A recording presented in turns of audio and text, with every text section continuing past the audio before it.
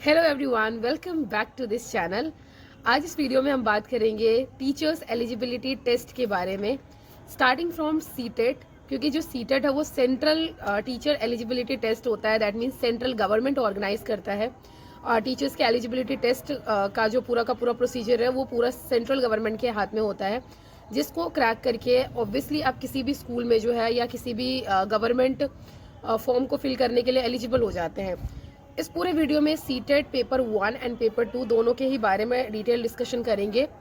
तो स्टार्ट करते हैं। जैसा कि आप सब जानते हैं कि सीटेट जो है, सीटेट पेपर 1 जो है वो 1 to 5 के बच्चे पढ़ाने के लिए एलिजिबल होता है टीचर। अगर मतलब उसको अगर टीचर क्रैक कर लेता है, क्वालिफाई कर लेता है, तो 1 to 5 का जो टीचर है वो बनने के लिए एलिजिबल हो जाता है, क्लास 1 to 5। और जो पेपर 2 होता है, सीटेट पेपर 2 होता है, वो अगर आपने क्वालिफाई कर लिया तो आप 6 to 8 के स्टूडेंट्स को पढ़ाने के लिए एलिजिबल हो जाते हैं। तो स्टार्ट करते हैं पेपर 1 का। तो जैसे कि पेपर 1 जो है वो बच्चे देंगे। आप सब जानते हैं कि जो बीएड है उसको हटा दिया गया है प्राइमरी से 1 to 5 से। तो यहाँ पे जो पेपर 1 है वो वही स्टूडेंट्स या वही कैंडिडेट्स देने के लिए एलिजिबल होंगे जिन्होंने बीटीसी या फिर जो डीएलएड है वो किया हुआ है। वो इसमें क्या क्या आता है, देखिए पैटर्न सेम है, खाली डिफरेंस क्या होता है कि जो एनसीईआरटी की बुक है वो थोड़ा डिफर कर जाता है कि हर एक क्लास के एनसीईआरटी जो उस तरीके से वेरी करता है। स्टार्ट करते हैं कि नंबर ऑफ क्वेश्चंस कितने आते हैं पेपर 1 में। तो नंबर ऑफ क्वेश्चंस जो है वही 150 ही होते हैं। 150 को कुछ इस तरीके से डिस्ट्रीब्यूट किया गया होता है कि 30 क्वेश्चन आता है आपका सीडीपी से। सीडीपी होता है चाइल्ड डेवलपमेंट एंड पेडागोजी, और ये बेसिकली आप जो बीटीसी या फिर जो डीएलएड करते हैं उस दौरान आप पढ़ लेते हैं, उस ड्यूरेशन में, क्योंकि उसका सिलेबस होता है तो उसमें आप पढ़ लेते हैं।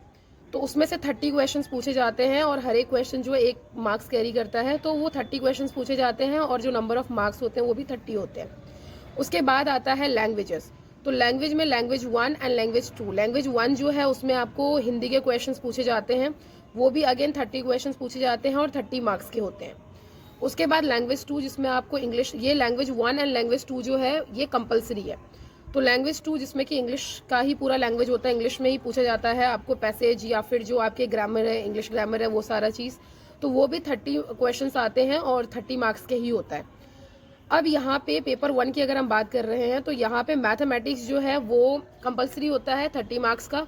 और इसमें जो बेसिक मैथ्स है 1 to 5 के स्टूडेंट्स को पढ़ाने के लिए जो जो बेसिक चीज़ें होनी चाहिए मैथ्स में, जो जो बेसिक टॉपिक्स हैं, वो सारे 30 मार्क्स के आते हैं, 30 क्वेश्चंस।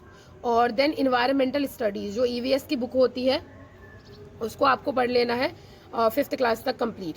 तो ईवीएस की बुक वैसे भी 2nd क्लास से ही स्टार्ट होती है, तो आप ईवीएस का 3rd, 4th and 5th class की जो एनसीईआरटीज़ है वो आप पढ़ लेंगे, उससे हो जाएगा। उसमें से भी 30 क्वेश्चंस आते हैं और वो भी 30 मार्क्स का आता है। अब बात करते हैं पेपर 2 की। तो पेपर 2 उन स्टूडेंट्स के लिए हो जाता है जिन्होंने बीएड किया हुआ होता है, मतलब बैचलर इन एजुकेशन किया हुआ होता है। ये अगेन 150 मार्क्स का ही पूरा पेपर होता है और इसमें भी चाइल्ड डेवलपमेंट एंड पेडागोजी जो है वो अगेन 30 मार्क्स का ही आता है। और देखिए इसमें ना कुछ इस तरीके से होता है कि आप ये 30 मार्क्स का जो मैं कह रही हूँ आपको, 30 मार्क्स के जो क्वेश्चन कह रही हूँ मैं, उसमें 30 मार्क्स के क्वेश्चन मतलब 30 क्वेश्चन तो आते ही हैं, लेकिन ये क्वेश्चन भी ना सब डिवाइडेड होते हैं। मतलब ये 2 कैटेगरी में डिवाइड होते हैं। जैसे कि ऐसे मान लीजिए कि जो सब्जेक्ट है, जो कंटेंट है, उसमें से अगर मैं इसकी बात कर रही हूँ, सीडीपी की ही बात कर रही हूँ, तो इसमें से जो कंटेंट है, जो सब्जेक्ट वाला मटेरियल है, उसमें से 15 क्वेश्चंस पूछे जाएंगे 15 नंबर के। और जो पेडागोजी होता है कि जो पढ़ाने का जो कला होता है, शिक्षण कला इस तरीके से आप कह सकते हैं, तो उसमें से भी 15 क्वेश्चन होते हैं और इस तरीके से वो कंप्लीट 30 नंबर का जो है 30 क्वेश्चन हो जाता है। उसके बाद बात करते हैं हिंदी, जो भाषा 1 होता है, जो लैंग्वेज 1 है उसकी, उसमें से भी वो कंपलसरी है अगेन इस वाले पेपर में भी। उसमें से भी 30 क्वेश्चंस पूछे जाएंगे और 30 मार्क्स के, और इसमें भी ऐसे ही होगा, जो कंटेंट है उसमें से 15 क्वेश्चन आएंगे और जो आपका पेडागोजी है उसमें से 15 क्वेश्चन आएंगे और इस तरीके से वो 30 हो जाता है। उसके बाद हम बात करते हैं भाषा 2 का, मतलब लैंग्वेज 2 का। और लैंग्वेज 2 जो है वो इंग्लिश कंसीडर किया गया है, अगेन ये कंपलसरी है और ये भी 30 क्वेश्चन ही होते हैं 30 मार्क्स के। और उसमें भी सब्जेक्ट के जो कंटेंट है उसके 15 क्वेश्चन और पेडागोजी जो है उसके 15 क्वेश्चन, इस तरीके से 30 जो है वो कंप्लीट हो जाता है। उसके बाद बात करते हैं सब्जेक्ट का।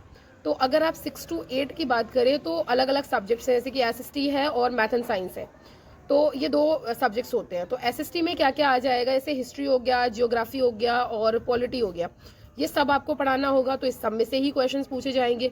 अब कितने क्वेश्चन पूछे जाएंगे, तो सब्जेक्ट वाला जो होता है ना, अगेन इसमें ना 60 नंबर के क्वेश्चन पूछे जाते हैं। और सब्जेक्ट स्पेसिफिक में क्या होगा, जैसे अगर आपने बीए या बीबीए या फिर बीकॉम के अगर आप स्टूडेंट्स हैं, तो ऑब्वियसली आपको सोशल साइंस ही पढ़ाने मिलेगा 6 to 8 में। तो इसके लिए आपने क्या करना है कि आपको फिर 60 मार्क्स का वो पूरा सब्जेक्ट जो है वो कवर करना है। सब्जेक्ट मतलब पढ़ना है। उसमें भी कैसे पढ़ना है, जो कंटेंट है, सब्जेक्ट है, इसका क्या पैटर्न है। तो 40 नंबर के 40 क्वेश्चन जो है वो सब्जेक्ट के आते हैं, कंटेंट के आएंगे, और 20 मार्क्स का जो है पेडागोजी आ जाएगा कि आप पढ़ाएंगे कैसे बच्चों को, उसके क्वेश्चन जो है वो आ जाते हैं इसमें। तो इस तरीके से वो 60 नंबर जो है वो कंप्लीट हो जाता है। वहीं पे अगर हम बात करें बाकी स्टूडेंट्स का, जिन्होंने बीएससी, बीटेक, बीसीए स्टूडेंट्स जो भी है, उन्हें ऑब्वियसली मैथ एंड साइंस ही मिलेगा 6 to 8 पढ़ाने के लिए। तो उनको भी 60 नंबर का प्रिपेयर करना होता है, जिसमें से अगेन 40 मार्क्स का सब्जेक्ट आ जाता है, और 20 मार्क्स का जो है वो पेडागोजी वाला सेक्शन जो है उसी सब्जेक्ट स्पेसिफिक ही पेडागोजी होता है, वो आ जाता है। तो देखिए, जब आप बीएड या बीटीसी कर रहे हैं या फिर डीएलएड कर रहे हैं, तो उसी दौरान आप आधे सब्जेक्ट्स तो आप ऑलरेडी पढ़ लेते हैं। भाषा कंपलसरी है, तो इसका तो थोड़ा बहुत आपको नॉलेज वैसे भी होता है। इंपॉर्टेंट क्या हो जाता है कि एनसीईआरटीज आप बहुत अच्छे से पढ़िए। आप जिस भी क्लास के लिए प्रिपेयर कर रहे हैं, वेदर इट इज़ पेपर 1 और पेपर 2, तो आप उसके अकॉर्डिंग उनकी जो क्लासेस हैं, उनके एनसीईआरटी बुक्स जो है वो बहुत ही अच्छे से कर लीजिए। वो बहुत ही बेनिफिशियल होता है फॉर द एंटायर एग्जाम। उसके बाद ये 2 hours 30 minutes का एग्ज़ाम होता है, चाहे आप पेपर 1 दे, चाहे आप पेपर 2 दे। इनका जो ड्यूरेशन है, एग्ज़ाम का जो ड्यूरेशन है वो सेम होता है। उसके बाद 150 नंबर के ही जो क्वेश्चन पेपर है वो आपको मिलेगा, चाहे आप पेपर 1 दे, चाहे आप सीटेट का पेपर 2 दे। वो 150 मार्क्स का ही 150 क्वेश्चन ही होता है, और टाइम ड्यूरेशन भी उतना ही होता है। अब अगर मैं बात करूं कि एनसीईआरटीज़ को पढ़ना कैसे है, तो आप ये चीज़ जो आप गार्ड मान लीजिए। अगर आप बीएड कर रहे हैं या डीएलएड कर रहे हैं या फिर बीटीसी करी है आपने, तो ऑब्वियसली आप उसी ड्यूरेशन में जो है, उसी दौरान जो है आपको, अगर आप कर रहे हैं तो उसी दौरान आपको ट्रेनिंग पे भेजा जाता है, और उस टाइम पे आपको एनसीईआरटीज़ ही पढ़ाने होते हैं। मैंने बीएड किया था, तो मेरा जो ट्रेनिंग है वो कम्प्लीटली 4 मंथ का हुआ था। तो हमें पूरी एनसीईआरटी उसी दौरान अच्छे से हम गो थ्रू हो गए थे अपने सब्जेक्ट्स को लेके।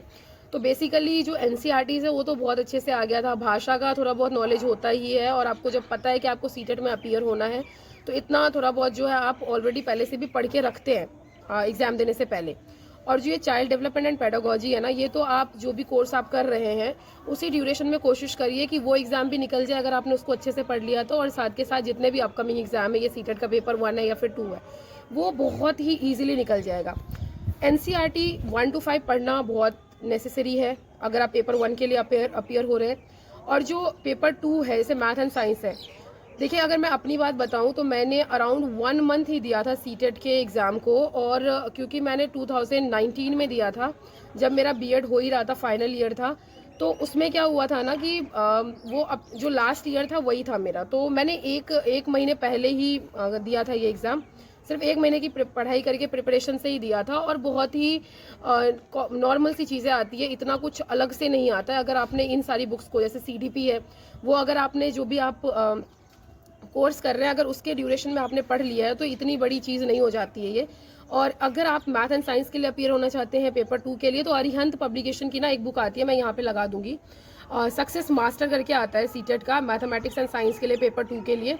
तो उससे ना बहुत ज़्यादा प्रैक्टिस हो जाती है, क्योंकि उसमें टॉपिक वाइज एनसीईआरटी का जो भी आप कंटेंट पढ़ रहे हैं उसके टॉपिक वाइज जो है बहुत सारे क्वेश्चंस दिए होते हैं एमसीक्यू बेस्ड। तो आप उसको प्रैक्टिस कर सकते हैं, और आप पता लगा सकते हैं कि कौन सा टॉपिक जो है आपका कितना स्ट्रॉन्ग है और कहाँ पे अभी भी आप लैग कर रहे हैं। उसके साथ साथ मैंने क्या किया था, लेट्स लर्न का जो हिमांशी सिंह है मैम है, उनका जो सीडीपी का पूरा सेशन है, क्योंकि सीडीपी तो ऑब्वियसली हमने बीएड में पढ़ा ही था। उसके साथ साथ जो उनका मैराथन वीडियोस होता है, या फिर वो 1 महीने पहले से वो लेने लगी थी क्लासेस, हर रोज़ जो उनकी क्लासेस चलने लग रही थी, तो उसमें भी सीडीपी और वो एजुकेशनल साइकोलॉजी पढ़ाती है। तो ये सारी चीज़ें ना बड़ी अच्छे से कवर हो जाता था पेपर सीटेट पेपर 2 के लिए, और अगेन 1 के लिए भी। तो बहुत अच्छे से जो है ये चीज़ें हो जाएगी, एंड बी पॉजिटिव। बाकी कोई भी क्वेरी एंड कमेंट है, कुछ भी अगर कोई प्रॉब्लम है, या फिर किसी जगह पे आप फंस रहे, आपको समझ नहीं आ रहा, तो प्लीज़ कमेंट करिए, और मैं कोशिश करूँगी हर एक कमेंट का आंसर करने का। और thank you so much for listening me, and please like, share and subscribe to this channel, and stay tuned. Bye. Thank you.